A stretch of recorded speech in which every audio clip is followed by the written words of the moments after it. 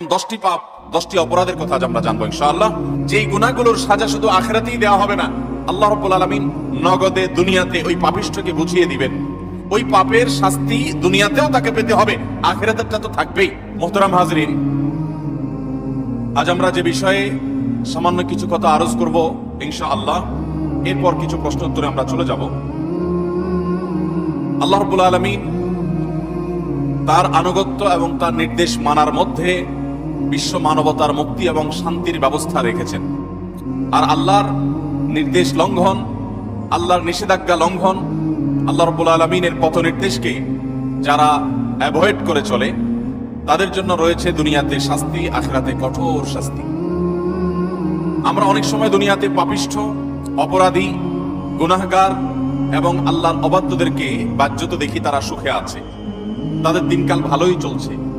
বরং অনেক সময় দেখা যায় আল্লাহর হুকুম মোতাবেক যারা চলে, আল্লাহর আদেশ নিষেধ মেনে যারা চলে, তাদের জীবনে কিছুটা গ্লানি, পেরেশানি, টেনশন এগুলো থাকে। এবং এই বিষয়টি নবী করিম সাল্লাল্লাহু আলাইহি সাল্লামের বিভিন্ন হাদিস দ্বারা প্রমাণিত। তিনি বলেছেন, আশাদ্দুন নাসি বালাআন আল আম্বিয়া সুম্মাল আমসাল ফাল আমসাল। মানুষের মধ্যে সবচেয়ে বেশি বিপদগ্রস্ত, বিপর্যস্ত, পেরেশানি এবং নানা গ্লানি তাদেরকে স্পর্শ করে যারা, তারা হলেন আল্লাহর নবীগণ, রাসূলগণ। এরপর নবী রাসূলদের সাথে যাদের যত মিল হবে আদর্শের দিক থেকে, আমলের দিক থেকে, বিশ্বাসের দিক থেকে, তাদের জীবনে তত বাধা, তত বিপত্তি, তত সমস্যা, তত পেরেশানি আসবে। এটা নবী সাল্লাল্লাহু আলাইহি সাল্লাম আগে থেকে ভবিষ্যৎবাণী করেছেন ওহীর আলোকে। কিন্তু এরপরও আমরা যাদেরকে আল্লাহর অপরাধী, আল্লাহর হুকুমের নাফরমানকারী অথচ সুখী দেখি, এই মানুষগুলোকে আমরা সুখে দেখি, শান্তিতে দেখি, এটা একটা বাহ্যিক রূপ মাত্র। এই মানুষগুলোর ভেতরকার অশান্তি, তাদের সাময়িক শান্তির পর চূড়ান্ত অশান্তি এবং তাদের দুঃখের অনেক অধ্যায় সম্পর্কে আমাদের বেশিরভাগ মানুষেরই জানা নাই। এই জন্য দুনিয়ার জিন্দেগির বড় একটা ফিতনা, একটা বড় পরীক্ষার জায়গা, বিভ্রান্তির জায়গা এটা, যে কই ভালো হক হালালি চললে তো কষ্টে থাকা লাগে, খারাপ পথে চললে তো অনেকে ভালোই থাকে দেখি। এই ভালোর পেছনের খারাপটা, এই ভালোর পরের খারাপটা আমরা বেশিরভাগ মানুষ আঁচ করি না। অথচ আল্লাহ রাব্বুল আলামিন কোরআনে হাকিমের বিভিন্ন জায়গায় ঈমানদার নারী পুরুষ যারা নেক আমল করবে, আল্লাহর প্রতি বিশ্বাস রাখবে, আল্লাহ তাআলা তাদের জন্য হায়াতে তাইয়্যিবা বা পবিত্র জীবনের ওয়াদা করেছেন। ফালানুহইয়ান্নাহু হায়াতান তাইয়্যিবা, আল্লাহ ওয়াদা করেছেন যে আল্লাহর প্রতি ঈমান আনবে, যে নেক আমল করবে, আল্লাহ তাআলা তাদেরকে পবিত্র জীবন দান করবেন। মুহতারাম হাজরিন, এই পবিত্র জীবন, এই পবিত্র জীবনের শান্তি এবং সুখ, এটা বাইরে থেকে অনেক সময় উপলব্ধি করা যায় না, বোঝা যায় না। আল্লাহ রাব্বুল আলামিন সেই প্রকৃত সুখ, প্রকৃত প্রশান্তি, আল্লাহর নিয়ামত দিয়ে আমাদের সবাইকে ধন্য করুন। মুহতারাম হাজরিন, প্রতিটা অপরাধ, প্রতিটা পাপ, এটা করার পর বান্দা যদি তওবা করে ফিরে না আসে, এটার জন্য তাকে প্রায়শ্চিত্ত করতে হবে আখিরাতে। ব্যাপারে কোনো সন্দেহ আছে? যত গুনাহ আমরা করব, আল্লাহ কোরআনে বলেছেন, ওয়া ইয়ামাল মিসকালা যাররাতিন শাররান, যদি কেউ যাররা পরিমাণ কোনো খারাপ কাজ করে, যেটাকে হয়তো খুব তুচ্ছ মানুষ মনে করছে, ছোট মনে করছে, খুব সাধারণ কোনো পাপ অপরাধ মনে করছে, এমন কোনো বড় অপরাধ মনে করছে না, আল্লাহ রাব্বুল আলামিন বলেছেন ইয়ারাহু, প্রতিটা পাপ সেটা যত ছোট হোক, এটার পরিণতি তাকে ভোগ করতেই হবে, তার পরিণাম তাকে দেখতেই হবে, এর কোনো গত্যান্তর নেই। তবে যদি সে আল্লাহর কাছে তওবা করে, তওবায়ে নাসুহা করে, ইস্তিগফার করে, তার কৃতকর্মের জন্য লজ্জিত হয়ে সে সরে আসে এবং আল্লাহর কাছে মাফ চায়, তাহলে ভিন্ন কথা, আল্লাহ তাআলা তাকে মাফ করবেন। এছাড়া ছোট বড় প্রতিটা পাপের পরিণাম মানুষকে ভোগ করতে হবে আখিরাতে। মুহতারাম হাজরিন, এর মধ্যে কিছু অপরাধ আছে, কিছু পাপ আছে, কিছু গুনাহ আছে, যেই গুনাহগুলোর সাজা শুধু আখিরাতেই দেওয়া হবে না, আল্লাহ রাব্বুল আলামিন নগদে দুনিয়াতে ওই পাপিষ্ঠকে বুঝিয়ে দিবেন। ওই পাপের শাস্তি দুনিয়াতেও তাকে পেতে হবে, আখিরাতেরটা তো থাকবেই। এরকম কিছু পাপ এবং অপরাধ কোরআন এবং হাদিসে বর্ণিত হয়েছে। এরকম 10টি পাপ, 10টি অপরাধের কথা আমরা জানবো ইনশাআল্লাহ। এর ভিতরে সর্বপ্রথম, যেই অপরাধ করার শাস্তি শুধু আখিরাতে দেওয়া হবে না, আখিরাতের শাস্তি তো দেওয়া হবেই, দুনিয়াতেই আল্লাহ তাআলা ওই অপরাধীকে এই অপরাধের শাস্তি দিবেন, দিয়ে ছাড়বেন। এর মধ্যে প্রথম যে অপরাধের কথা বলতে চাই, তা হলো মা বাবার অবাধ্যতা, মা বাবার নাফরমানি, মা বাবার সাথে বেয়াদবি করা, তাদের অসম্মান অশ্রদ্ধা করা, তাদের অধিকার নষ্ট করা, খর্ব করা। এটা এমন একটা অপরাধ, এই অপরাধের শাস্তি আল্লাহ শুধু আখিরাতে দিবেন তা নয়, ওই নরাধমকে, মা বাবার অবাধ্য এবং নাফরমান সন্তানকে আল্লাহ তাআলা দুনিয়াতে তার এই পাপের প্রায়শ্চিত্ত ভোগ করানো ছাড়া মৃত্যু দিবেন না। এই বিষয়ে মুস্তাদরাক হাকিমের বর্ণিত একটি হাদিস আছে, নবী আলাইহিস সালাম বলেছেন, বাবানি মুআজ্জালানি উকুবাতুহুমা ফিদ দুনিয়া আল বাগয়ু ওয়া উকুকুল ওয়ালিদাইন।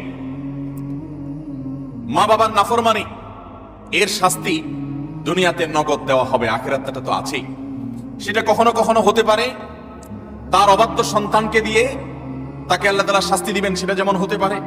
আবার এমনও হতে পারে তার সন্তান নেই, কিন্তু সন্তানরা অবাধ্য না, আল্লাহ তাআলা তাকে অন্যভাবে অপমান অপদস্থ করে লাঞ্ছনা দিয়ে কষ্ট দিয়ে তার থেকে নেয়ামত ছিনিয়ে নিয়ে কোনো না কোনো ভাবে আল্লাহ তাআলা তাকে শাস্তি দিবেনই দিবেন। তবে হ্যাঁ, যেই কোনো অপরাধের পর যদি কোনো মানুষ আল্লাহর কাছে তওবায়ে নাসুহা করে, খাঁটি অন্তরে তওবা করে, লজ্জিত হয়, মাফ চায়, ফিরে আসে, তার কথা ভিন্ন, আল্লাহ তাআলা তাকে মাফ করবেন। কারোর যদি বাবা মা দুনিয়াতে বেঁচে থাকেন আর বাবা মার প্রতি তার কখনো অশ্রদ্ধা হয়, অসম্মান হয়, বেয়াদবি হয়, তাহলে সেটার প্রায়শ্চিত্ত হলো বাবা মার কাছে মাফ চাওয়া, চোখের পানি ফেলে দিয়ে। যতক্ষণ পর্যন্ত অন্তর থেকে তারা ক্লিয়ারেন্স না দিবেন যে ঠিক আছে তোমার ব্যাপারে আর কোনো দুঃখ আমার অন্তরে নেই, ততক্ষণ পর্যন্ত মা বাবার কাছে ক্ষমা চাইতে থাকা, এটা হলো এই অপরাধের তওবা। এখানে শুধু মুখে আস্তাগফিরুল্লাহ বললে কখনো তওবা হবে না, বরং মা বাবার কাছে মাফ চাইতে হবে।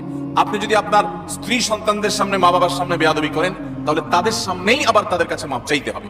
আপনি যদি কারোর সামনে বাবা মাকে অসম্মান করে থাকেন, তাদের কোনো নির্দেশ লঙ্ঘন করে থাকেন, তাচ্ছিল্য প্রদর্শন করে থাকেন, ওই মানুষগুলোর সামনেই আবার আপনাকে প্রায়শ্চিত্ত করতে হবে। এটি হলো মা বাবার কাছে ক্ষমা চাওয়ার পদ্ধতি। আর যারা হতভাগাদের কাতারে পড়ে গেছেন, মা বাবার দুজনেই অথবা দুজনের কোনো একজনকে হারিয়ে ফেলেছেন, এখনো পর্যন্ত তাদের সাথে কৃত অপরাধ এবং জুলুম অবিচার যেটা আল্লাহ তাআলা সহ্য করবেন না, সেই অপরাধের প্রায়শ্চিত্ত আপনি করতে পারেন নাই, দুনিয়া থেকে চলে গেছেন, তারা কিভাবে প্রায়শ্চিত্ত করবেন? তাদের প্রায়শ্চিত্তের কয়েকটা ধাপ আছে। নাম্বার 1, তারা মা বাবার হয়ে আল্লাহর কাছে অনেক বেশি ইস্তিগফার এবং চোখের পানি ফেলবেন। আল্লাহ আমার বাবাকে আমার মাকে আপনি মাফ করে দিন। নামাজ পড়ে পড়ে ভোর রাতে তাহাজ্জুদের সময়, জুমার দিন মাগরিবের আগে, আসরের পরে সূর্যাস্ত যাওয়ার সময়, গুরুত্বপূর্ণ দোয়া কবুলের কিছু সময় আছে, এই সময়গুলোতে হাত তুলে আল্লাহর কাছে চোখের পানি ফেলে মাফ চাইবেন। আল্লাহ, আমার বাবার প্রতি আমি অনেক অবিচার করেছি, আমার মায়ের প্রতি আমি অনেক অশ্রদ্ধা প্রদর্শন করেছি, যেটা আমার করা উচিত হয়নি। আল্লাহ তাআলা কোরআনে কারীমে তার ইবাদতের নির্দেশের পরেই যার কথা বলেছেন তিনি হলেন মা বাবা। রিদার রাব্বি ফি রিদাল ওয়ালিদাইন ওয়া সাখাতুর রাব্বি ফি সাখাতিল ওয়ালিদাইন। নবীজি সাল্লাল্লাহু আলাইহি ওয়াসাল্লাম বলেছেন, কারোর মা বাবা যদি তার উপর সন্তুষ্ট থাকে তো আল্লাহ তার উপর সন্তুষ্ট, আর মা বাবা যদি অসন্তুষ্ট তো আল্লাহ তার উপর অসন্তুষ্ট। মা বাবা হলো মানুষের জান্নাতের দুয়ার, এটাকে ঠিক রাখলে মানুষের জন্য জান্নাতের পথ সুগম হয়। মোহতারাম হাজরিন, এই জন্য কোন ইমানদার যদি তার মা বাবাকে হারিয়ে ফেলেন, দুজনের কোনো একজন চলে যান, এটা বড় দুর্ভাগ্যের কথা যে জীবদ্দশায় মাপ চাওয়া হয় নাই। প্রায়শ্চিত্ত করার জন্য প্রথম কাজ হলো মা বাবার হয়ে অনেক বেশি বেশি ইস্তিগফার করা, ক্ষমা প্রার্থনা করা, তাদের হয়ে আল্লাহর কাছে আপিল করা, দোয়া করা, আল্লাহ তাদেরকে মাফ করে দিন। এই কাজটি অনেক বেশি পরিমাণে করতে থাকা, দিল থেকে করতে থাকা। এক, দ্বিতীয়ত যে কাজটা করতে হবে তা হলো সহিহ মুসলিম বর্ণিত একটা হাদিস থেকে আমরা জানতে পারি, নবী আলাইহিস সালাম বলেছেন, কোন ব্যক্তি তার বাবা মার প্রতি বাধ্যগত হওয়ার, তাদের অনুগত হওয়ার, তাদের প্রতি সদাচরণ করার একটা গুরুত্বপূর্ণ পার্ট এবং অংশ হলো মা বাবার অগোচরে কিংবা তাদের উপস্থিতিতে তাদের যে বন্ধু বান্ধব আছেন, তারা যাদের সাথে উঠা বসা করতেন, তাদের সহপাঠী যারা ছিলেন, সেই মানুষগুলোকে বাবা মার মতো সম্মান করা। ধরুন আপনার বাবা দুনিয়া থেকে চলে গেছেন, বাবার বন্ধু কারা ছিলেন, বাবার সহচর কারা ছিলেন, বাবার একান্ত কাছের কারা ছিলেন। আপনার বাবা বেঁচে থাকতে আপনার ছোট ভাই বোনদেরকে অনেক আদর করতেন, আপনার বাবার অনুপস্থিতিতে আপনি তাদেরকে আদর করলেন। আপনার বাবা বেঁচে থাকতে তার নাতি নাতনিদেরকে অনেক কেয়ার করতেন, তিনি নাই, আজকে আপনি তার হয়ে সেই কাজটা করলেন। আপনার বাবা বেঁচে থাকলে তার বন্ধু বান্ধবদের সম্মান করতেন, স্নেহ করতেন, ভালোবাসা দিতেন, দাওয়াত দিয়ে খাওয়াতেন, আপনি তার অগোচরে সেই কাজটা করলেন। এভাবে আপনার বাবা মা দুনিয়া থেকে চলে যাওয়ার পরও তাদের পক্ষ থেকে এই কাজগুলো করার মাধ্যমে আপনি বিররুল ওয়ালিদাইন বা মা বাবার প্রতি সদাচরণের কাজটা আঞ্জাম দিতে পারবেন। আল্লাহ তাআলা আমাদের সবাইকে মা বাবার সদাচরণকারী, মা বাবার অনুগত সন্তান হওয়ার তৌফিক দান করেন। নবী আলাইহিস সালাম, বিভিন্ন নবী রাসূলগণ কোরআনে কারীমে তাদের বিবরণ এসেছে, তাদের সম্পর্কে আল্লাহ রাব্বুল আলামিন এই সার্টিফিকেট দিয়েছেন। তারা কখনো কখনো আল্লাহর কাছে দোয়া করেছেন যেন তারা মা বাবার প্রতি সদাচরণকারী হন। এটা খুব সহজ বিষয় না। অনেক বদমেজাজ সন্তান আছে, অনেক কুলাঙ্গার সন্তান আছে যে বাবা মার প্রতি তারা অশ্রদ্ধা প্রদর্শন করে। বাবা মা ত্রুটি করতে পারে, বিচ্ছুতি করতে পারে, তারা যদি অন্যায় করে সন্তানের প্রতি তাদেরও বিচার হবে, কিন্তু সন্তান হিসেবে আপনার চেষ্টা থাকবে বাবা মার সামনে কখনো অশ্রদ্ধা হয়, অসম্মান এমন কোনো কাজ না করা। আব্দুল্লাহ ইবনে আব্বাস রাদিয়াল্লাহু তাআলা বলেছেন, তুমি তোমার বাবা মায়ের সামনে যদি জামা ঝাড়া দাও, কাপড় ঝাড়া দাও, ধুলাবালি সরাও, বাবা মার সামনে এই কাপড় না আটা, এটাও বাবা মার সামনে বেয়াদবির শামিল। আল্লাহর জমিনে কারোর সামনে যদি তুমি সবচেয়ে বেশি কাচুমুচু করতে হয়, সে হলো তোমার বাবা মা। তোমার সবচেয়ে বেশি বিনয়ের হকদার যদি কেউ থাকে আল্লাহর জমিনে, তিনি হলেন তোমার বাবা মা। যার কথা তুমি অন্ধের মতো মানবে, কোরআন হাদিসের খেলাফ না হলে, তিনি হলেন তোমার বাবা মা। এই জায়গাটা আর কারোর জন্য হতে পারে না। অথচ আজকাল বেশিরভাগ যুবক, বেশিরভাগ কিশোরদেরকে দেখবেন যে আল্লাহর জমিনে যার চাইতে সবচেয়ে বেশি, যার সঙ্গে সবচেয়ে বেশি ঝাড়ি মেরে কথা বলা যায়, তারা মনে করে তিনি হলেন কে? সবচেয়ে বেশি ছাড়ি যাকে দিয়ে আমাদের আজকাল কিশোররা, যুবকরা কথা বলে, তিনি হলেন কে? হতভাগা মা। আল্লাহ রাব্বুল আলামিন আমাদেরকে মানুষ হওয়ার তৌফিক দান করুন, মুসলমান হওয়ার তৌফিক দান করুন। মা বাবার মর্ম ততক্ষণ পর্যন্ত মানুষ বোঝে না যতক্ষণ পর্যন্ত সে বাবা মা না হয়েছে। আল্লাহ তাআলা আমাদেরকে বাবা মার কদর করার তৌফিক দান করুন। তাহলে এক নম্বরের অপরাধ পেলাম আমরা, বাবা মার প্রতি যদি কেউ অবজ্ঞা করে, অশ্রদ্ধা করে, অসম্মান করে, তাদের কথা না মেনে চলে, লঙ্ঘন করে, তারা কোনো অন্যায় কথা বললে সেটা মানা যাবে না, ন্যায়সঙ্গত কথা বললে সেটা মানতে হবে। এই ক্ষেত্রে যদি কেউ ত্রুটি করে, বিচ্যুতি করে বাবা মার অবাধ্য হয়, তার এই শাস্তি আল্লাহ শুধু আখিরাতেই দিবেন তা নয়, দুনিয়াতে তাকে এর জন্য প্রায়শ্চিত্ত ভোগ করতে হবে। তবে যদি সে মাফ চেয়ে এটাকে সুরাহা করে ফেলে এবং এটা ক্ষমা চেয়ে নেয়, তাহলে আল্লাহ তাআলা আশা করা যায় মাফ করবেন। নাম্বার 2, কারোর প্রতি জুলুম, কারোর প্রতি অবিচার, গায়ের জোর খাটানো, মাস্তানি গুন্ডামি করা, প্রভাব প্রতিপত্তি দেখানো, যে কাউকে দুর্বল পেয়ে তার উপরে চড়াও হওয়া, কাউকে ঠেকিয়ে ঠকিয়ে নিজের কাজ সিদ্ধ করা, এই মানুষের প্রতি জুলুম, অবিচার, এটার শাস্তি আল্লাহ তাআলা দুনিয়াতে দেন। পৃথিবীর ইতিহাসে এমন একজন জালেম দেখাতে পারবেন না যে জালেম জুলুম করেছে আর তার প্রায়শ্চিত্ত তাকে দুনিয়াতে পেতে হয়নি। পৃথিবীর ইতিহাসের সর্বপ্রথম জালেম, মানব সভ্যতার, মানব ইতিহাসের সর্বপ্রথম জালেম ছিল কাবিল, আদম আলাইহিস সালামের ছেলে কাবিল। সে জুলুম করেছে নিজের আপন ভাই হাবিলের প্রতি। আল্লাহ তাআলা তার মুখ উন্মোচন করে দিয়েছেন, তাকে অপমান অপদস্থ করেছেন, তার এই কুকর্ম আল্লাহ তাআলা ফাঁস করে দিয়েছেন। এটি ছিল আল্লাহর পক্ষ থেকে তার জন্য দুনিয়ার শাস্তি, আখিরাতের শাস্তি তো আছেই। পৃথিবীর ইতিহাসে বহু জালেম গিয়েছে, নমরুদ জুলুম করেছে, আবু জাহাল জুলুম করেছে, উতবা সাইবা জুলুম করেছে, অনেক পরাশক্তি জুলুম করেছে। আল্লাহ তাআলা তাদের প্রত্যেককে অপদস্থ করেছেন, অপমান করেছেন, তাদের মুখ উন্মোচন করেছেন, তাদের শাস্তি দিয়েছেন। তবে আল্লাহ ছাড় দেন, আল্লাহ ছাড় দেন। আল্লাহ বলেছেন ইন্নামা নুমলি লাহুম, আমি ছাড় দিয়ে রাখি, ইন্না কাইদি মাতিন। ছাড় দেওয়ার পরে যখন ধরি, সে ধরাটা বড় শক্ত, সেটা থেকে বাঁচার কোনো উপায় থাকে? জুলুম এমন অপরাধ, কোন মুসলমান যদি কোন হিন্দুর প্রতি জুলুম করে, কোন নামাজি মানুষ যদি কোন বেনামাজির প্রতি জুলুম করে, কোন ধার্মিক মানুষ যদি কোন অধার্মিক মানুষের প্রতি জুলুম করে, তারপরও আল্লাহ তাআলার সাহায্য ওই মাজলুমের প্রতি থাকে, হোক সে অমুসলিম, হোক সে অন্য ধর্মের মানুষ। কারণ জুলুমকে আল্লাহ কখনো সহ্য করেন। ভাইরা আমার, পশু পাখি তাদের কোনো জান্নাতও নাই, জাহান্নামও নাই। পশু পাখির কোনো জান্নাত জাহান্নাম আছে? তাদের কোনো ইবাদত বন্দেগী আছে? আল্লাহ তাআলা কিয়ামতের দিন গরু ছাগলকে জিজ্ঞাসা করবেন, তোমার যৌবনকাল কিভাবে কাটাইছো? ঘাস খায় কাটছো নাকি শুয়ে শুয়ে কাটছো? আল্লাহ জিজ্ঞাসা করবেন। জিজ্ঞাসাবাদ হবে মানুষের এবং জিনের, পশু পাখির কোনো জিজ্ঞাসাবাদ হবে? পশু পাখির আল্লাহ জিজ্ঞাসা করবেন ঘাস বেশি খাইছো কিনা, অপচয় করছো কিনা? তোমার মালিক তোমাকে ঘাস খাইতে দিছে, অর্ধেক খাইছো আর অর্ধেক ফালাইছো, অপচয় করছো, জবাব দাও। এরকম কোনো কথা আছে হাদিস কোরআনে? নাই। তাদের কোনো বিচার নাই। কিন্তু জুলুম এমন অপরাধ, পশু পাখি পর্যন্ত একজন আরেকজনের প্রতি জুলুম করে। একটা গরু অন্য গরুর উপরে চড়াও হয়ে তাকে আক্রমণ করে রক্তাক্ত করে ফেলেছে, গায়ে জোর ছিল। একটা ছাগল শিং ছিল, আর একটা শিং ছিল না, যার শিং ছিল সে শিং দিয়ে গুতগুতি করে অন্য আরেকটা ছাগলকে আহত করেছে, আঘাতপ্রাপ্ত করেছে। একটা মোরগ অন্য মোরগের প্রতি অবিচার করেছে। নবী করিম সাল্লাল্লাহু আলাইহি সাল্লামের সুস্পষ্ট হাদিস পাওয়া যায়, কিয়ামতের ময়দানে এই পশুগুলোকে আল্লাহ তাআলা মাটি হওয়া থেকে আবার পুনরায় সৃষ্টি করবেন এবং দুনিয়াতে যে যার প্রতি অবিচার করেছে সেই অবিচারের বিচার আল্লাহ করবেন। যে এখন তুমি, যে দুর্বল ছিল সে সবল, যে তার প্রতি জুলুম করেছে, তার প্রায়শ্চিত্ত স্বরূপ তাকে সে গুঁতো মারবে এবং এর শাস্তি পাবে। এরপর আল্লাহ বলবেন কুনু তুরাবা, তোমরা আবার মাটি হয়ে যাও, আবার তারা মাটির সাথে মিশে যাবে। অর্থাৎ তাদের কোনো বিচার নেই। কিন্তু পশু পাখিও যদি একে অন্যের প্রতি জুলুম করে, আল্লাহ রাব্বুল ইজ্জত তার বিচার কিয়ামতের ময়দানে করবেন। তাহলে মানুষের জুলুম এটা কত জঘন্য হতে পারে, কত ভয়াবহ হতে পারে। কোরআনে কারিমে আল্লাহ তাআলা বলেছেন ওমা রাব্বুকা বিযাল্লামিল লিল আবিদ, তোমার রব আল্লাহ তিনি বান্দার প্রতি কোনো জুলুম করেন না। আল্লাহ হাদিসে কুদসিতে বলেছেন ইন্নী হারামতু যুলমা আলা নাফসি, আমি আল্লাহ, আল্লাহ বলেছেন তিনি আল্লাহ, তিনি তার নিজের প্রতি নিজে জুলুমকে হারাম করে দিয়েছেন। আল্লাহর উপরে কোনো হালাল হারাম করার কেউ আছে? হালাল হারাম করবে তো তিনি, যিনি মহান সৃষ্টিকর্তা, তিনি নিজে সৃষ্টিকর্তা, তাকে আবার হালাল হারাম বাতাবে কে? তার জন্য কোনো বিধিনিষেধ থাকার কথা নয়, কিন্তু তিনি নিজের প্রতি নিজে এটা আরোপ করেছেন যে আমি জুলুমকে আমার উপরে হারাম করে দিয়েছি। আজ সমাজের চতুর্দিকে তাকালে দেখবেন এই ভয়াবহ অপরাধ।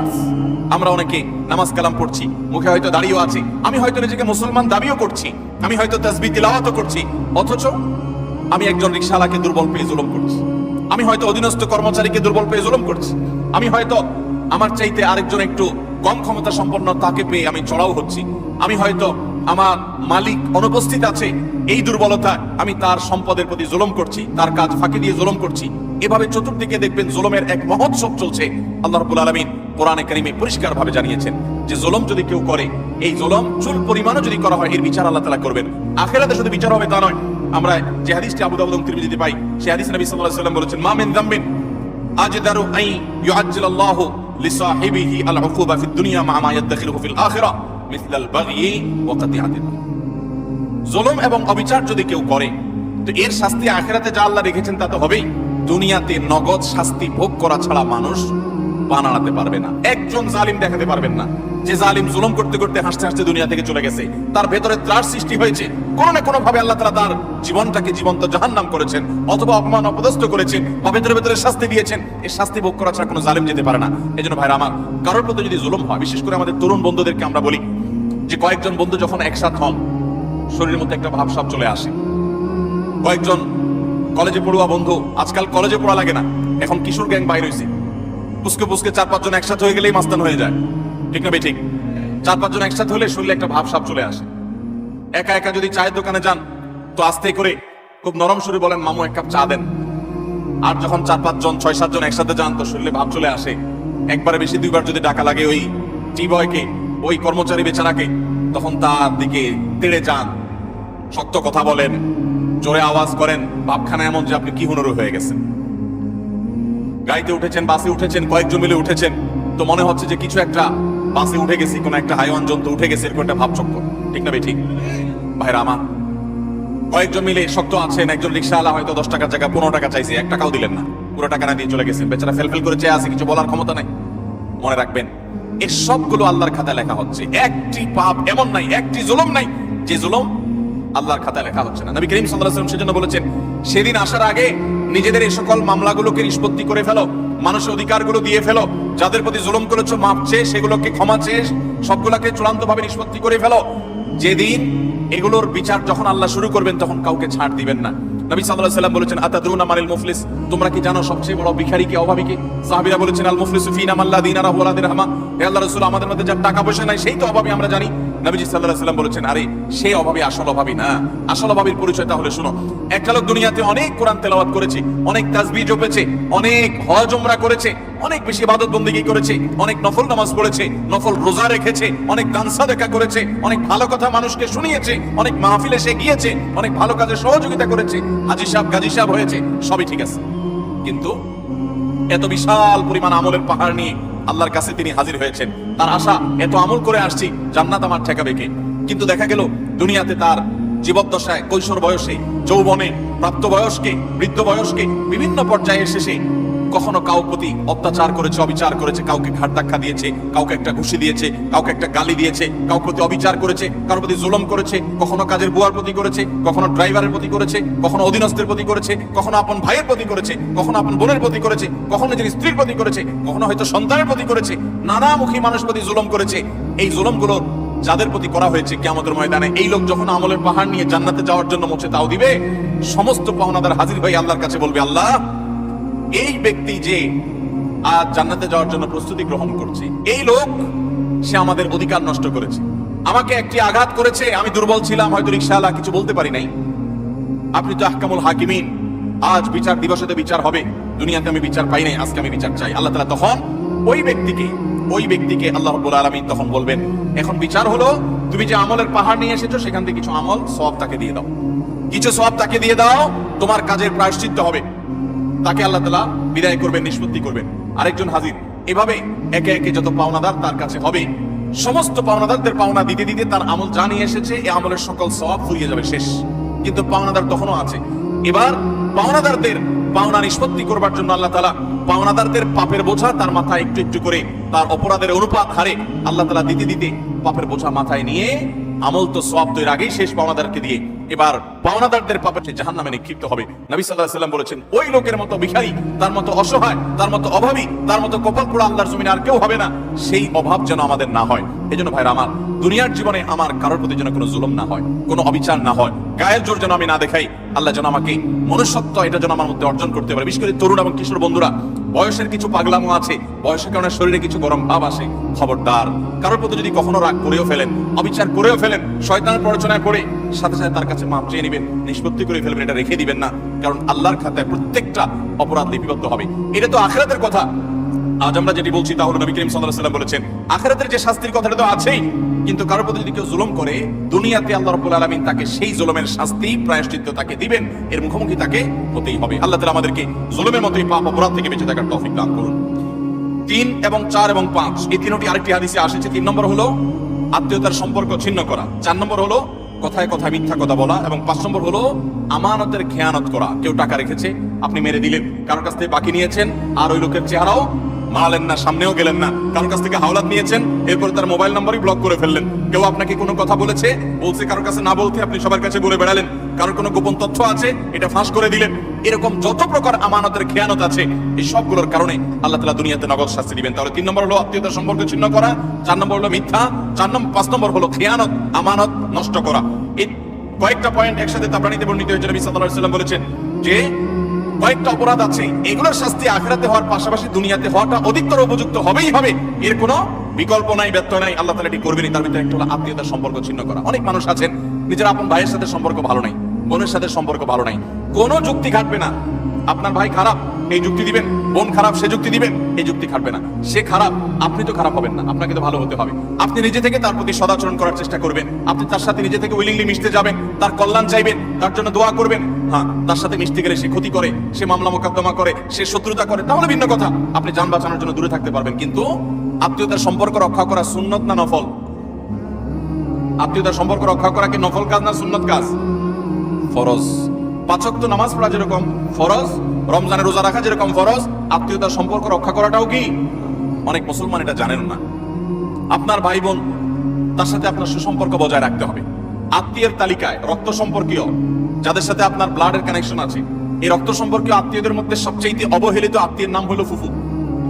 সবচেয়ে অবহেলিত আত্মীয়ের নাম কি? ফুফু। কজন বলতে পারবেন যে ফুফুর সাথে নিয়মিত যোগাযোগ করেন যাদের ফুফু আছে? কজন যোগাযোগ বলতে পারবেন? অল্প কয়েকটা হাত উঠছে। বেশিরভাগ মানুষ ফুফুদের সাথে কোনো সুসম্পর্ক নাই। হ্যাঁ, কোন কোন ক্ষেত্রে ফুফুরাও অমানুষের মতো ভাতিজার প্রতি, ভাতিজিদের প্রতি আচরণ করে, আছে কিছু বিচ্ছিন্ন ঘটনা, কিন্তু তারপরও ভাতিজা হিসেবে আপনার চেষ্টা থাকবে যে আমার বাবার বোন, আমাদের শরীরের রক্ত একই রক্ত, অতএব তার প্রতি আমার অধিকার, তার প্রতি আমার কর্তব্য আছে, তার প্রতি আমার দায়িত্ব আছে। সেই দায়িত্ববোধ থেকে অন্তত সুসম্পর্ক বজায় রাখা, খোঁজ খবর নেওয়া। আজকাল মোবাইলের যুগে খোঁজ খবর নেওয়া খুব সহজ, কিন্তু মুশকিল হলো সোশ্যাল মিডিয়া নামে যে সমস্ত নেটওয়ার্ক, যে সমস্ত অ্যাপ, যে সমস্ত সুযোগ সুবিধা আমাদের কাছে আসছে আজ, এগুলো আমাদের সবচেয়ে বেশি আনসোশ্যাল করে দিয়েছে। এই সোশ্যাল মিডিয়া আমাদের এক একজনের 5000 করে বন্ধু তালিকা আছে। অনেকের এই 5000 ফুল, 5000 বন্ধুর হক আদায় করতে করতে নিজের রক্ত সম্পর্কে আত্মীয়দের সাথে 6 মাসে একবার ফোনে কথা বলার টাইম আমরা পাই না। ঠিক কিনা বলেন ভাইরা আমার? আপনার এই ফেক বন্ধু, কাগজে বন্ধু, ফেসবুকীয় বন্ধু, কোরআন এবং হাদিসের আলোকে এদের কোনো হক আপনার কাছে সে অর্থে, অথচ বন্ধু আপনার পোস্টে লাইক মারছে, আপনি পাল্টা লাইক না মানলে বন্ধু নাখোশ হয়ে যায়। এই জন্য ঘুরে ঘুরে তার ওয়ালে গিয়ে লাইক মারা লাগে। বন্ধু আপনার পোস্টে কমেন্ট করছে, আপনি কমেন্ট না করলে, রিপ্লাই না দিলে সে নাখোশ হয়ে জন্য রিপ্লাই দেওয়া লাগে। মেসেঞ্জারে নক করছে, রিপ্লাই দেওয়া লাগে। এই 5000 এই সমস্ত কাগজে বন্ধু আর ফেসবুকে বন্ধুর হক আদায় করতে গিয়ে আসল আপন যারা, তাদেরকে আজকাল আমরা ভুলে গেছি। আল্লাহ তাআলা আমাদেরকে আত্মীয় স্বজনের হক আদায় করার তৌফিক দান করুন। আপনি আপনার রক্ত সম্পর্কীয় আত্মীয়দের সাথে খোঁজ খবর রাখতে হবে। আপনার খালা আপনার রক্ত সম্পর্কীয় আত্মীয়, আপনার মামা আপনার রক্ত সম্পর্কীয় আত্মীয়, আপনার চাচা আপনার রক্ত সম্পর্কীয় আত্মীয়। আমাদের সমাজে দেখবেন যে চাচা এবং ফুফু, তাদের সাথে একসাথে থাকার কারণে, জমি জমার ব্যাপার স্যাপার থাকার কারণে অনেক সময় বুঝের অমিল হয়, গন্ডগোল হয়, মামলা কদম পর্যন্ত জড়ায়, মনোমালিন্য হয়। কিন্তু তারপরও দিন শেষে তারা আপনার রক্ত সম্পর্কীয় আত্মীয়। আপনি একজন মুসলমান হিসাবে তাদের সাথে সম্পর্ক ছিন্ন কখনো করতে পারবেন না, কোনো যুক্তিতে না। হ্যাঁ, সে আপনার ক্ষতি করছে, বাধ্য হয়ে আপনি ছিন্ন করতে হচ্ছে বা দূরে থাকতে হচ্ছে, ভিন্ন কথা। এছাড়া অন্য কোনো যুক্তিতে আপনি আত্মীয়তার সম্পর্ক ছিন্ন করতে পারবেন না। অনেক লোক বলে আমার আত্মীয়, সে তো আমার খোঁজ খবর নেয় না, আমি একা নেওয়া লাগে। হ্যাঁ, আপনি একা নিবেন, আপনি আল্লাহর কাছে সওয়াব পাবেন। সে নিচ্ছে না, সে দায়ী হবে, অপরাধী হবে। সে নিচ্ছে না, এই যুক্তিতে আপনি তাকে ছিন্ন করার অধিকার। আল্লাহ তাআলা আমাদেরকে আত্মীয়তার সম্পর্ক রক্ষা করার তৌফিক দান করুন। চাচা এবং ফুফুদের খোঁজ খবর নেব তো ইনশাআল্লাহ? চাচা তো ভাই, ফুফাতো ভাই বোন, তাদের খোঁজ খবর নেব তো ইনশাআল্লাহ? এগুলো তো অনেক পরের কথা, অনেক কপাল পড়া আছে নিজের আপন ভাই বোনের সাথেও যোগাযোগ, কত বন্ধু তার, কত দোস্ত তার, কত আপন তার, অথচ রক্ত সম্পর্কীয় এই মানুষগুলোর প্রতি তারা খেয়াল রাখে না। নবী করিম সাল্লাল্লাহু আলাইহি ওয়াসাল্লাম বলেছেন, আল্লাহ রাব্বুল আলামিন হাদিসে কুদসিতে বলেছেন যে যে ব্যক্তি আত্মীয়তার সম্পর্ককে রক্ষা করবে, সংযুক্ত করবে, তাদের সাথে কানেক্টেড থাকবে, আল্লাহ তাআলা ওই ব্যক্তির সাথে কানেক্টেড থাকবেন। আর যে ব্যক্তি আত্মীয়তার সম্পর্কের সাথে সম্পর্ক ছিন্ন করে ফেলবে, আত্মীয়ের সাথে সম্পর্ক ছিন্ন করবে, রাখবে না, আল্লাহ তাআলা বলেছেন কাতাআহুল্লাহ, আল্লাহ তাআলা তার সাথে সম্পর্ক ছিন্ন করে ফেলবে। এবং লা ইয়াদখুলুল জান্নাতা কাতি', আত্মীয়তার সম্পর্ক ছিন্নকারী জান্নাতে প্রবেশ করবে। কোন যুক্তিতে আত্মীয়তার সম্পর্ক আপনি ছিন্ন করতে পারেন না, রাগ করে 3 দিন অভিমান করতে পারেন, এর বেশি না। আল্লাহ আমাদেরকে এই অপরাধটি থেকে বেঁচে থাকার তৌফিক দান করুন। আত্মীয়তার সম্পর্ক রক্ষা করলে ওই ব্যক্তিকে আল্লাহ তাআলা দুনিয়াতে নগদ শাস্তি দিয়ে থাকেন, আখিরাতের শাস্তির পাশাপাশি। আর 4 নম্বর হলো মিথ্যা, কথায় কথায় মিথ্যা, সবার সাথে মিথ্যা, তার জীবনটা মিথ্যার উপরে। এই মিথ্যাবাদীদের উপর আল্লাহ বলেছেন যে লানাতুল্লাহি আলাল কাযিবিন, আল্লাহর লানত, আল্লাহর অভিশাপ এবং আল্লাহর গজব নাজিল হয় মিথ্যাবাদীদের উপরে। এজন্য ঈমানদার কখনো কথায় কথায় মিথ্যা বলতে পারে। 5 নম্বর হলো খেয়ানত, যেটা বললাম যে আমানতের খেয়ানত, অর্থের দিক থেকে খেয়ানত, কথার দিক থেকে খেয়ানত, বিভিন্ন দিক থেকে খেয়ানত। আপনি কারোর কোনো কিছু নকল করলেন, ফেসবুকে আজকাল যে খেয়ানত হয় সেটা হলো একজনের লেখা কপি করে এনে আপনার ওয়ালে সুন্দর করে পোস্ট করে দিলেন, সবাই আপনাকে বাহবা দিল, ভাই মাশাআল্লাহ আপনি তো সুন্দর লেখেন, দেখা যায় আসলে আপনি এটা চুরি করে আনছেন আরেকজনেরটা। এটা হলো খেয়ানত, এটা হলো আমানতের। এখন আজকাল তো বই পুস্তকেই হয় ডাইরেক্ট, অথচ এই খেয়ানত ফেসবুকেও পোলাপান করতে এখন বড় বড় শিক্ষাবিদরা বই পুস্তকেই এই আকাম করছেন। অতএব এই সমস্ত খেয়ানত, এটা কোনো মুসলমানের চরিত্র হতে পারে? মুসলমান কখনোই 2 নম্বরই করবে। অতএব আমানত আমরা রক্ষা করব তো ইনশাআল্লাহ। নবী সাল্লাল্লাহু আলাইহি ওয়াসাল্লাম বলেছেন, ইযা হাদাসার রাজুলু ফালতাফাতা ফাহিয়া আমানা, তোমার সাথে কেউ কথা বলেছে, কথা বলার পর সে সেখান থেকে সরে গেছে, সাথে সাথে ওই কথাটা তোমার কাছে আল্লাহর পক্ষ থেকে আমানত হয়ে গেছে। এই আমানত রক্ষা করার চেষ্টা করব তো ইনশাআল্লাহ। আপনার কাছে কেউ একান্তে কোনো কথা বলেছে, আপনার কাছে হোয়াটসঅ্যাপে একটা মেসেজ পাঠাইছে, কয়দিন পর পরই দেখবেন ফেসবুকে প্রায় সময় দেখবেন যে স্ক্রিনশট আউট হয়ে গেছে, হয় কি হয় না? স্ক্রিনশট কি হয়ে গেছে? এটা প্রচার হয়ে গেছে। আপনার সাথে একান্তে কেউ আলাপ করেছে, আপনি তার কোনো দুর্বল দিক পাইছেন, কোনো কারণে শত্রুতা উদ্ধার করা দরকার, আপনার সাথে সে একান্তের আলাপচারিতাকে আপনি ফেসবুকে প্রচার করে দিলেন। এটা আমানতের খেয়ানত, এটা মানুষের প্রাইভেসি লঙ্ঘন। ইসলাম মানুষের প্রাইভেসিকে এত গুরুত্ব দেয় যে কেউ যদি কারোর বাড়িতে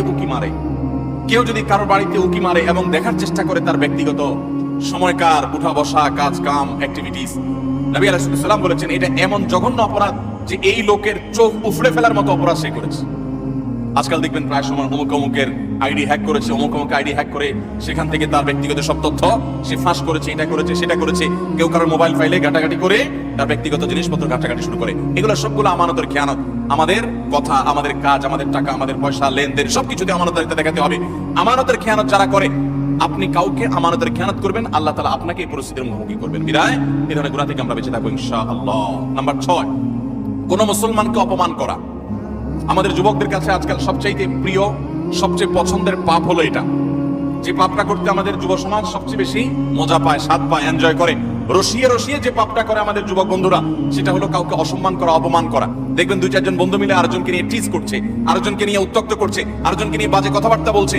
এমনকি আপনার ইউনিভার্সিটিগুলোতে আমরা প্রায় সময় দেখি যে কি হয়ে থাকে, র্যাগিং এর শিকার হয় ছোট ভাইরা, জুনিয়ররা, এবং এটাকে তারা মনে করছে তাদের অধিকার। মানুষ যখন অসভ্য হয়ে যায়, পশুদের মধ্যে এই কালচার নাই যে একে অন্যকে অপমান করে তারা এরকম অসভ্যের মতো আনন্দ উৎসব করে, এটা তাদের মধ্যে পর্যন্ত নেই। আল্লাহ তাআলা সেজন্য এই মানুষগুলোর সম্পর্কে বলেছেন, উলাইকা কাল আনআমি বাল হুম আদাল, যাদের হিতাহিত জ্ঞান নাই, ভালো মন্দ পরখ করার মতো ক্ষমতা নাই, অন্যায় করে আবার সে উল্লাস করে, ফুর্তি করে, এই মানুষগুলো চতুষ্পদ জন্তুর চাইতে আরো খারাপ, কারণ চতুষ্পদ জন্তু এত খারাপ হতে পারে না। অতএব আমাদের যুবক বন্ধুরা, কোনোদিন কাউকে অপমান করে, কাউকে কষ্ট দিয়ে, কাউকে আঘাত করে, আসেন 4-5 বন্ধু একসাথে, এক বেচারা একা একা যাচ্ছে, তাকে নিয়ে হাসাহাসি করলেন, ঠাট্টা মশকরা করলেন, ইয়ারকি ফাজলামতি করলেন, তাকে অপমান করলেন, তাকে অপদস্থ করলেন, তাকে বেইজ্জত করলেন, অথচ এটা তার জন্য কষ্টের, এটা তার জন্য বেদনার, এটা তার জন্য যন্ত্রণার। আপনি যদি মানুষ হয়ে থাকেন, আপনি যদি মুসলমান হয়ে থাকেন, তো আপনার হাসি তামাশার নামে, বন্ধু বান্ধবের সাথে আড্ডার নামে আপনি কখনো এই অপকর্ম করতে পারেন?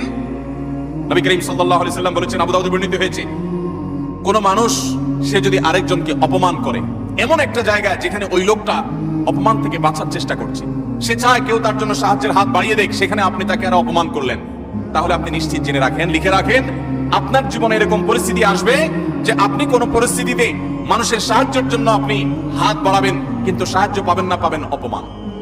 কারণ মানুষকে অপমান করলে তার শাস্তি আল্লাহ তাআলা দুনিয়াতে নগদ দিয়ে থাকে। আল্লাহ তাআলা এই অপরাধ থেকে, এই গুনাহ থেকে আমাদেরকে বেঁচে থাকার তৌফিক দান করুন। ভাইরা আমার, ভালো মুসলমান হওয়ার জন্য ভালো মানুষ হতে হবে।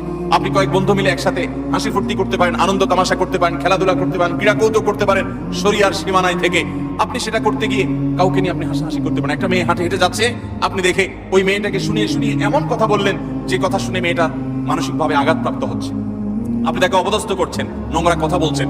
যুবকদের মধ্যে এই রোগ আছে না নাই? জনে জনে ঘরে ঘরে আজকে এই রোগ ভরে গেছে। ভাইরা আমার, আল্লাহ আপনাকে বিবেক দিয়েছেন, আপনি আনন্দ অবশ্যই করতে পারেন, আপনি অবশ্যই কৌতুক করবেন, আপনি অবশ্যই ক্রীড়া করবেন, আপনি অবশ্যই রসিকতা করবেন, বন্ধুদের সাথে মজা করবেন, কিন্তু আপনার মজা আরেকটা মানুষের কষ্টের কারণ, আপনার মজা আরেকটা মানুষের অপমান কারণ হতে পারে না। আপনার বিবেককে জিজ্ঞাসা করুন, কোন পশু এত নিচে নামে না।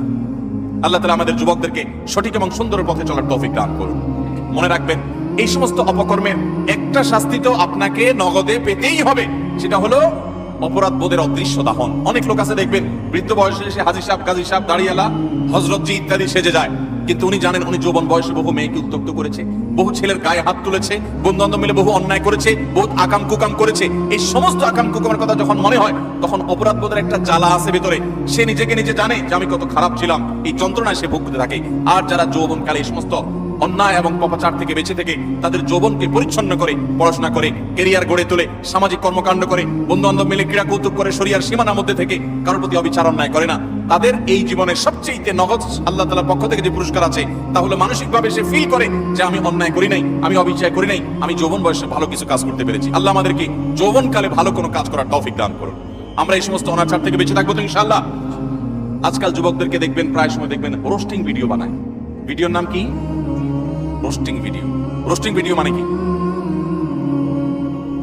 একজনকে রোস্ট করে। এতদিন আমরা শুনছি মুরগি রোস্ট করে, এখন পোলাপান কি রোস্ট করে? মানুষ রোস্ট করে। একটা মানুষের হয়তো কোনো ভুল হয়েছে, তার ভুল হলে অবশ্যই তার সমালোচনা হতে পারে, যৌক্তিক সমালোচনা হতে পারে, ভুল সংশোধন হতে পারে, ভুল শুধরানো হতে পারে, কিন্তু ভিডিও বানায়া তার চরিত্র হনন, তার ব্যক্তিগত বিষয় আসে তুলে এনে তাকে একেবারে মুরগিরে যেরকম রোস্ট করে, তার গোষ্ঠী উদ্ধার করার নাম হলো রোস্টিং ভিডিও। আমরা কোন সভ্যতায় বসবাস করছি? যুবকদের কাছে এই জিনিসগুলো খুব এনজয় করার মতো বিষয়। এগুলো দেখে আমরা অনেকে খুব হাসি, আমরা খুব আনন্দ পাই, খুব মজা পাই। আমাদের রুচি নষ্ট হয়ে গেছে। ভাইরা আমার, একজন মানুষ আরেকজন মানুষকে নিয়ে চরম অপমানকর কোনো কাজ কখনো করা, এটা কখনো সভ্য মানুষের কাজ হতে, এটা কখনো মুসলমানের কাজ হতে পারে।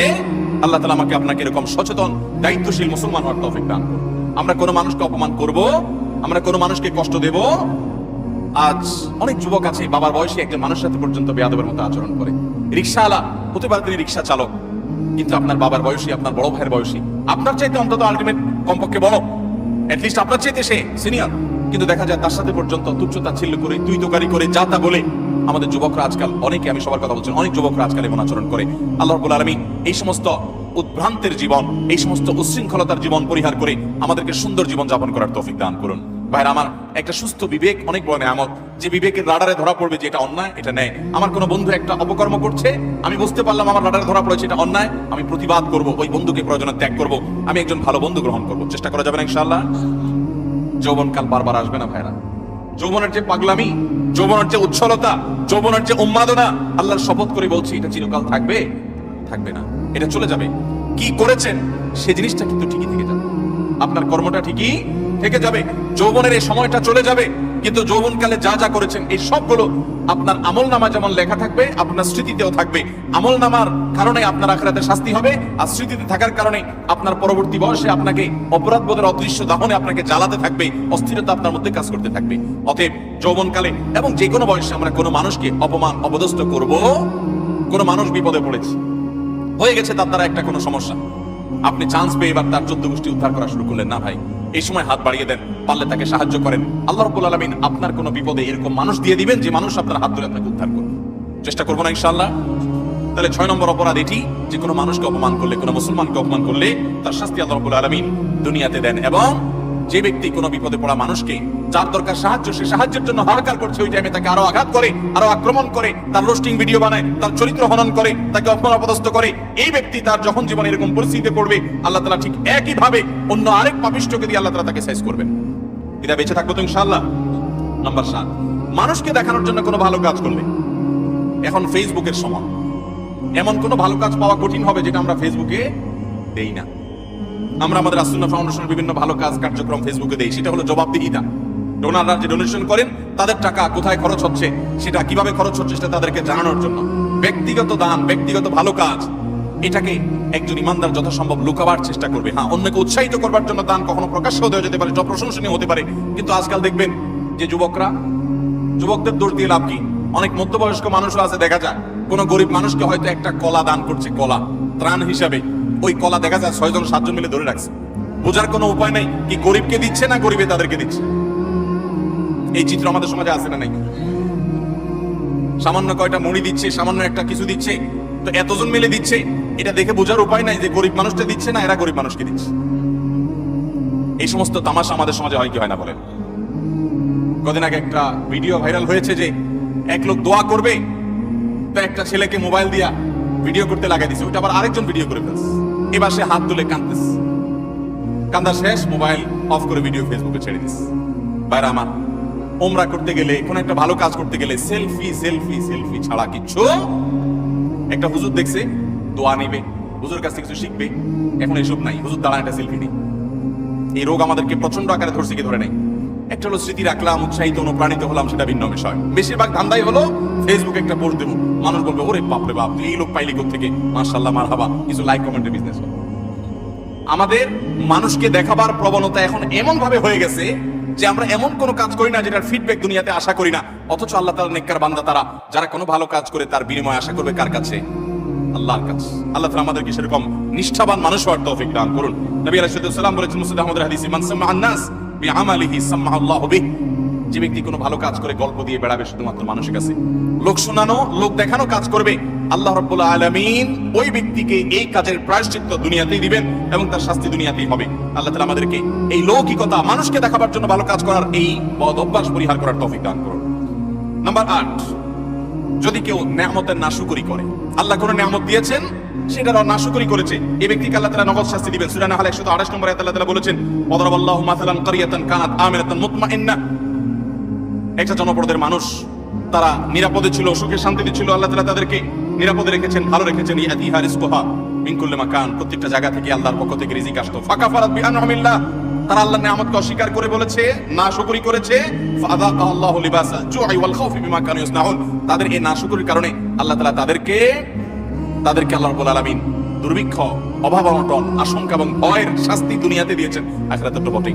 অনেক মানুষ আছে দেখবেন নাশুকরি করে, আপনি অনেক উপকার করেছেন, বলবেন না আমি কিছুই তো পাই নাই, আমি নিজে নিজে করেছি। এই নাশুকর ঠিকই এক সময় বিপর্যস্ত হবে এবং বিপদগ্রস্ত হবে, এবং যেই নিয়ামত পেয়ে সে নাশুকরি করেছে, এই নিয়ামত আল্লাহ তার কাছ থেকে ছিনিয়ে নিবেন, আজ হোক আর 2 দিন পরে হোক।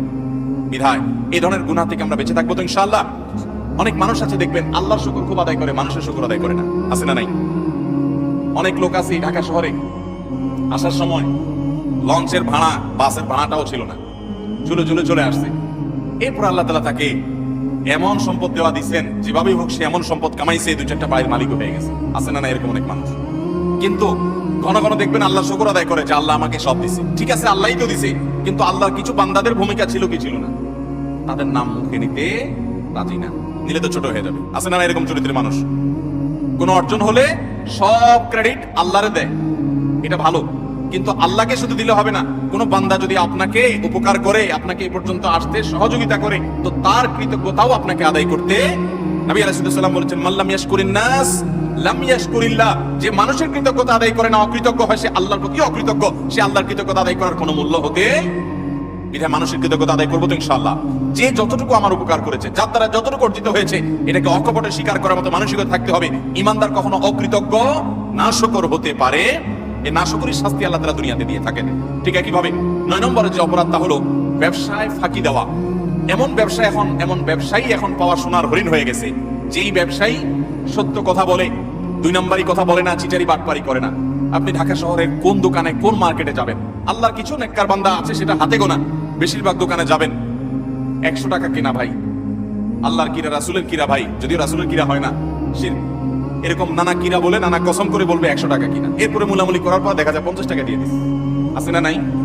গতকালকে চট্টগ্রামের মাহফিলে একজন একটা প্রশ্ন লিখে দিস, বলে ভাই দোকানে মিথ্যা কথা বলতে বলতে অনেক সময় দেখা যায় একটা কাস্টমারের সাথে সত্য বলবো নিয়ত করছি, তবুও মুখ দিয়ে মিথ্যাটাই চলে আসে। নিজের বউ দোকানে গেছে, যা জিজ্ঞাসা করছে তোমার এটা কত কিনা পড়ছে, ওইটা বলে আল্লাহর কিরা এত টাকা, মিথ্যা কথা। পরে বলে ও সরি থুকু, তুমি তো কাস্টমার না, ঘরের বউ, মিথ্যা বলতে বলতে অনেক দোকানদার আছে এটা বিল্ট ইন হয়ে গেছে, অভ্যাসটা এমন হয়ে গেছে, এটা তার শরীরের, এটা তার অঙ্গের, এটা তার অস্তিত্বের সাথে মিশে গেছে। ঠিক না ঠিক ভাইরা আমার? কয় টাকা কামাই করবেন মিথ্যা কথা বলে? মিথ্যা কথা বলে যে টাকা কামাই করবেন এগুলো দুনিয়া থেকে নিয়ে যেতে পারবেন? কাফনের কাপড়ের পকেট আছে? পকেটও নাই। নিয়ে যেতেও পারবেন? যাদের জন্য মিথ্যা কথা বলছেন, ছেলে সন্তান, স্ত্রী, পরিবারের লোকজন, আপনি দুনিয়া থেকে যাওয়ার পর কিয়ামতের ময়দানে যখন ফেরেশতারা মুকুট দেওয়ার জন্য ধরবে, যখন শাস্তি শুরু হওয়ার পরিকল্পনা হবে, তখন আপনার ছেলে মেয়েরা যায় বলবে, আল্লাহ আমার আব্বাকে কিছু বলিয়েন না, উনি যত 2 নম্বরে চিটারি বাটপারি করে ঢাকা শহরে বাড়ি গাড়ি করছে, এগুলো সব আমাদের জন্য করছে, ওনার একার জন্য করে নাই, অতএব শাস্তি আমাদেরকে দেন, ওনাকে ছেড়ে দেন। বলবে? আল্লাহ কোরআনে উল্টাটা বলেছেন, ইয়াউমা ইয়াফিরুল মারউ মিন আখি ওয়া উম্মিহি ওয়া আবি ওয়া সাহিবাতিহি ওয়া বানি। সেদিন মানুষ বাপকে দেখে সন্তান আরেক দিকে পালাবে, যে বাপ দেখা হলে যদি আমাকে আটকায়, যে তোদের জন্য অনেক কিছু করছি, আজকে আমি ফাঁসে গেছি। স্বামীকে দেখে স্ত্রী, স্ত্রী দেখে স্বামী পালাবে, বন্ধুকে দেখে বন্ধু পালাবে। লিকুল্লি ইমরিন মিনহুম ইয়াউমা ইদিন শানু ইউগনি। সবাই ইয়া নাফসি ইয়া নাফসি করতে থাকবে। ভাইরা আমার, আল্লাহর জমিনে তার চাইতে বড় নির্বোধ কে হতে পারে যে চুরি করে যাদের জন্য ওই লোকগুলো তার চুরির কোনো দায় বহন করবে, আরাম করে ভোগ করবে ছেলে মেয়েরা, অথচ আপনি তার পাপের প্রায়শ্চিত্ত ভোগ করবেন। তাহলে আপনি কেন দোকানদারি করতে গিয়ে কাস্টমার সাথে মিথ্যা কথা বলবেন? আপনি সত্য কথা বলেন, কেনা বেচা আপনার কম হবে, ব্যবসা একটু কম হবে, আয় ইনকাম একটু কম হবে। মনে রাখবেন, এর বিনিময়ে শান্তিটা আল্লাহ তাআলা দুনিয়াতেও দিবেন, আখিরাতেও দিবেন। চেষ্টা করবো তো ইনশাআল্লাহ। ভাইরা আমার, ওজনে কম দেওয়া, দোকানদারি, ব্যবসা বাণিজ্যের মধ্যে মিথ্যা প্রতারণা, আজ গোটা দুনিয়া দাঁড়িয়ে আছে মিথ্যার উপরে। সারা ঢাকা শহরে যত বিজনেস আছে, ম্যাক্সিমাম বিজনেসই দেখবেন, বিশেষ করে খুচরা পর্যায়ে ম্যাক্সিমাম বিজনেস দাঁড়িয়ে আছে মিথ্যার উপরে। ফল দোকানে যাবেন, উপর দিয়ে সব সুন্দর করে সাদা রাখছে, বড় বড় গুলা, নিজে সব ছোট ছোট গুলা গুলা আছে না নাই? পোকা কাগুলো সব সরা রাখছে, উপর দিয়ে ভালো গুলো দিয়ে রাখছে। নবী করিম সাল্লাল্লাহু আলাইহি ওয়াসাল্লাম একবার বাজারে গেলেন, গিয়ে দেখলেন যে এক লোক গমের স্তূপ নিয়ে বসে আছে, গম বিক্রি করছে। নবী করিম সাল্লাল্লাহু আলাইহি ওয়াসাল্লাম ফিল্ড ভিজিটে গেলেন, সরাসরি মদিনার রাষ্ট্রনায়ক তিনি গিয়ে সোজা হাত ঢুকিয়ে দিলেন গমের ভিতরে, স্তূপের ভিতরে। সন্দেহ হলো তার, দেখলেন যে ভিতরে সব ভিজা গম, এটা ওজনে ভারী হবে, আর শুকনাগুলো ওজনে কম হবে, পরিমাণে বেশি হবে সেখানে, তো ভিজাটার দাম কম হবে। ভদ্রলোক ভিজাগুলো নিচে, উপরে দিয়ে শুকনাগুলো দিয়ে বিক্রি করছে।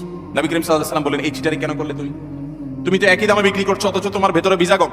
তখন তিনি বললেন, হে আল্লাহর রাসূল, বৃষ্টিতে ভিজে গেছে, আমি কি করবো, এই জন্য উপরে দিয়ে এগুলো দিয়ে দিয়েছি। নবী সাল্লাল্লাহু আলাইহি ওয়াসাল্লাম, না, তুমি ভিজাগুলো আলাদা বিক্রি করবে, শুকনাগুলো আলাদা বিক্রি করবে, ভিজাগুলোর এক দাম হবে, শুকনাগুলোর আরেক দাম হবে। তুমি কেন এই বাটপারি এবং চিটারি করলে? মান গাশশা ফালাইসা মিন্না। মনে রাখবে, যে মানুষকে প্রতারণা করে ব্যবসা বাণিজ্যে, সে আমার উম্মত হতে পারে। আমরা প্রায় সময় যখন দেখি টেলিভিশনের স্ক্রিনে বা পত্রিকার পাতায়, দাড়ি পাকা বুড়ো মানুষ, সুন্দর চাচা, বাপ চাচার মতো দেখতে, নুরানি চেহারা, মাথায় টুপি আছে, কপালে সেজদা দিতে দাগও আছে, কিন্তু উনি ধরা পড়েছে কিসে? 2 নম্বর মাল বিক্রি করতে গিয়ে। হয় কি হয় না এগুলা? আমাদের অনেক মুসলমান মনে করে ইসলাম হলো নামাজ রোজার নাম শুধুমাত্র। ভাইরা আমার, ইসলাম নামাজ রোজার নাম যেমন, ঠিক এমনি ভাবে আমার লেনদেন, কায় কারবার, বেচা কিনা, ব্যবসা বাণিজ্য, সেখানেও সততার পরিচয় দেওয়া। অনেকে বলে, ভাই এরকম সততার পরিচয় দিতে গেলে আজকাল আর ভাত জুটবে না। ভাত জোটার দরকার নাই, চিড়া জোটক। ইমানদার কখনো নীতিতে ছাড় দিতে পারে। সততার সাথে চলবো তো ইনশাআল্লাহ। শুআইব আলাইহিস সালামের জাতি, তারা ব্যবসা বাণিজ্যে এরকম 2 নম্বরই করতো। আল্লাহর গজব তাদের উপরে নাজিল হয়েছে।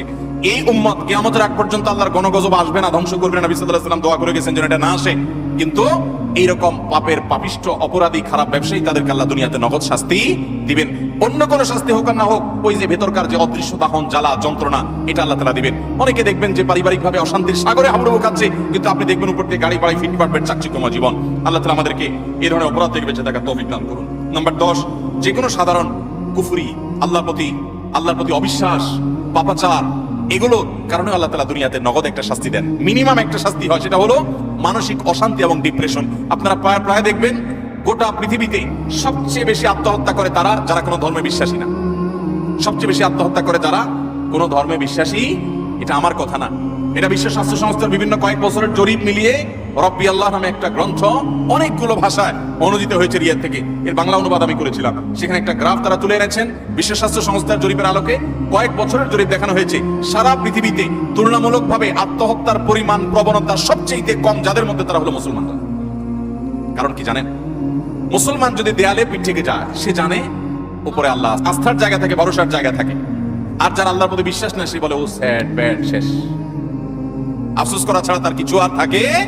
যালিকা বিআন্নাল্লাহা মাওলাল্লাযীনা আমানু ওয়া আন্নাল কাফিরিনা লা মাওলা লাহুম। আল্লাহ হলেন ঈমানদারদের অভিভাবক, আর কাফেরদের কোনো অভিভাবক থাকে। অতএব ভাইরা আমার, যে কোনো পাপের একটা নগদ শাস্তি হলো মানসিক অশান্তি, মানসিক যন্ত্রণা।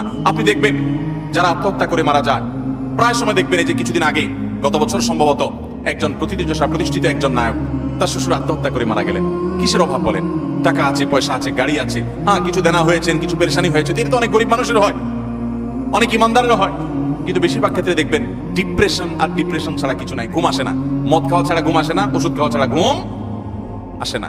অথচ ভোগের যত উপকরণ সব তার হাতের কাছে আছে, মদের বোতলও তার কাছে আছে, নর্তকীও তার সামনে আছে, অন্যায় পাপাচার এবং উচ্ছলতা এটা করার যত মাধ্যম আছে সব তার হাতের কাছে আছে, কিন্তু শান্তি জিনিসটা নাই, মানসিক শান্তি জিনিসটা।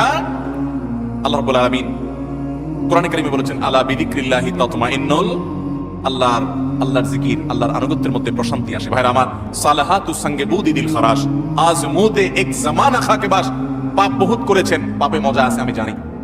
জিনা করেছেন, মাদকের দিকে হাত বাড়িয়েছেন, অন্যায় অনাচার করেছেন, অবৈধ পথে কামাই করেছেন, অনেক টাকা পয়সা করেছেন, কিছু স্বাদ পেয়েছেন আমি জানি।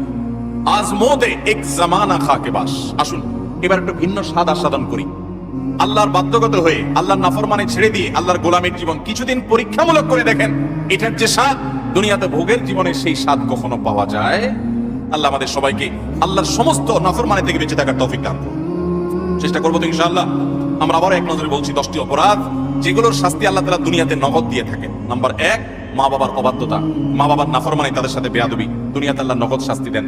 নাম্বার 2, কারোর প্রতি জুলুম অবিচার করলে ওই জালিমকে অপমান অপদস্থ করা, তাকে আল্লাহ তাআলা তার ভিতরে ত্রাসের সৃষ্টি করা, অশান্তির সাগরে ডুবানো, নগদ শাস্তি আল্লাহ তাআলা জালিমকে দেন কারোর প্রতি জুলুম করলে। নাম্বার 3, আত্মীয়তার সম্পর্ক যদি কেউ ছিন্ন করে। নাম্বার 4, কেউ যদি মিথ্যা কথা বলে। নাম্বার 5, আমানত দেয় কিন্তু আমানতের খেয়ানত করে, এই ব্যক্তিগুলোর শাস্তি আল্লাহ তাআলা দুনিয়াতে দেন। নাম্বার 6, কাউকে অপমান করলেন, অপদস্থ করলেন, অসম্মান করলেন, কারণ ইজ্জত সম্মানে টানাটানি করলেন। আজকাল দেখা যায় ফেসবুকীয় প্রজন্ম, আমাদের ফেসবুক প্রজন্ম দেখা যায়, ইউটিউব প্রজন্ম, টুইটার প্রজন্ম এবং আপনার এই টিকটক প্রজন্ম মানুষকে নিয়ে যাহা তা করছে, এতে তার ইজ্জত যাচ্ছে, কার সম্মান যাচ্ছে, এগুলো দেখা দেখি নাই। ছবি, ব্যঙ্গ, বিকৃতি, তারপরে যে মানুষকে অপমান অপদস্থ করা, নামকে বিকৃত করা, কোন মুসলমানের খাসলত হতে পারে না। সব ইসলামের নামে আমরা এগুলো করছি। এগুলো যে করবে আল্লাহ তাআলা তাকে দুনিয়াতে নগদ শাস্তি দিবেন, অপমান করবেন, অপদস্থের মুখোমুখি করবেন। নাম্বার 7, মানুষকে দেখাবার জন্য ভালো কাজ করা, মানুষের কাছ থেকে বাহবা কুড়ানোর জন্য, লাইক কমেন্ট কামানোর ধান্দায় ভালো কাজ করলে আল্লাহ তাআলাকে দুনিয়াতে নগদ শাস্তি দেয়। ভালো কাজ হবে আল্লাহকে খুশি করার জন্য, মানুষকে দেখানোর জন্য নয়। 9 নম্বর হলো, 8 নম্বর হলো, যদি কেউ আল্লাহ রাব্বুল আলামিনের কোন নিয়ামতকে অস্বীকার করে, নাশকরি করে, অথবা কোনো মানুষের কৃতজ্ঞতা আদায় না করে, এই ব্যক্তিকে আল্লাহ তাআলা নগদ শাস্তি দেন, ওই নিয়ামতটা ছিনিয়ে নিয়ে যান। 9 নম্বর হলো, যদি কেউ ব্যবসা বাণিজ্যে 2 নম্বরই করে, মিথ্যা কথা বলে, কাস্টমারের সাথে, ক্লায়েন্টের সাথে প্রতারণা করে, এই ব্যক্তিকে আল্লাহ তাআলা দুনিয়াতে আযাব তার জীবনে দিয়ে থাকেন। তার সংসারে হয় অশান্তি, না হলে তার কোন একটা দিক থেকে আল্লাহ রাব্বুল আলামিন ভয়ঙ্কর শাস্তির মুখোমুখি তাকে করে। নাম্বার 10, যেই কোনো আল্লাহর প্রতি অবাধ্যতা, আল্লাহর অবিশ্বাস, আল্লাহর নাফরমানি যারা করে, দুনিয়াতে আল্লাহ তাআলা ডিপ্রেশন, অশান্তি, কষ্ট এবং মানসিক যন্ত্রণা দিয়ে তাদেরকে শেষ করেন। তারা সুইসাইড সেন্টার খুলতে হয়, তাদের আত্মহত্যা করার জন্য জায়গা খুলতে হয়, তাদের জীবনের সুখ এবং শান্তি আল্লাহ তাআলা তুলে নিয়ে যান। আল্লাহ তাআলা আমাদের সবাইকে আল্লাহ রাব্বুল আলামিনের আনুগত্য পরিপূর্ণভাবে করার তৌফিক দান করুন। এই 10টি অপরাধ যেগুলোর শাস্তি দুনিয়াতে নগদ ভোগ করতে হয়, আল্লাহ তাআলা এগুলো থেকে আমাদের সবাইকে বেঁচে থাকার তৌফিক দান করেন। জাযাকুমুল্লাহু খাইরা ওয়া আখিরু দাওয়ানা আনিল হামদুলিল্লাহি রাব্বিল আলামিন।